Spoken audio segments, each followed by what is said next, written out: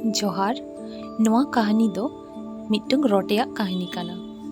मिद दिन मोड़े गोटांग रोटे मिद सांगते मिद जायगा खन आर मिद जायगा को सेनोग काना। चाला चाला ते बारिया रोटे मिट्टंग आडी मारांग ढोडा रेकिन न्यूरेना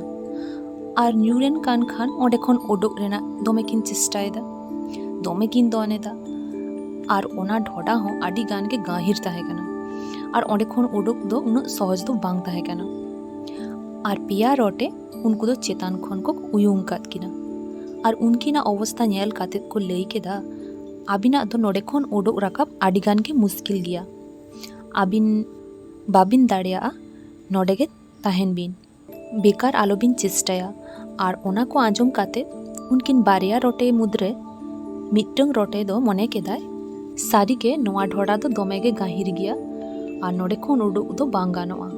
आर हारे मानाओ केदाय आर मिद साइड रे आराम काते ते दुड़ुब थीरेना। किंतु आर मिट्टंग रोटे दो अकोया कथा हो बांग आंजम काते ओंडे खन ओडोक लागिद आज दो निजेर लेका दोनाका गे ताहेना आर उनिया ओडोक रेना चेष्टा नेल काते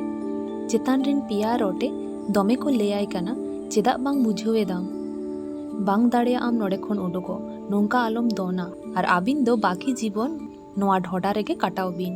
किंतु तबु रेहो उनी रोटे छुटो आका गे मेनाया आदो झोतो कते को मेताय काना आम की बांग आंजम ᱧᱟᱢᱮᱫᱟ उना ले लयाम कान नोडे खन ओडोक दो बांग दाड़ेया उनी रोटे दो अकोया कथा हो बांग आंजम काते चेष्टा आका गे ताहेनाय आर उनका उनका तेगे मिद समय ओना ढोडा खने ओडोक एनाय। उनी जखन ओडोक एनाय बाकी रोटे कोको कयो ओकादेया आर को लयेदा नुई दो चिकाते बाहरे ओडोक एनाय। एबार इन ले आपे काना उनी रोटे दो बाहरे चिकाते ओडोक एनाय। उनी निया खातिरे ओडोक एनाय कारण उनी रोटे दो लुतुरे बाय आंजम ताहे ओना खातिर उनी दो उना को लयाय कान ताहे बांग दाड़ेया आम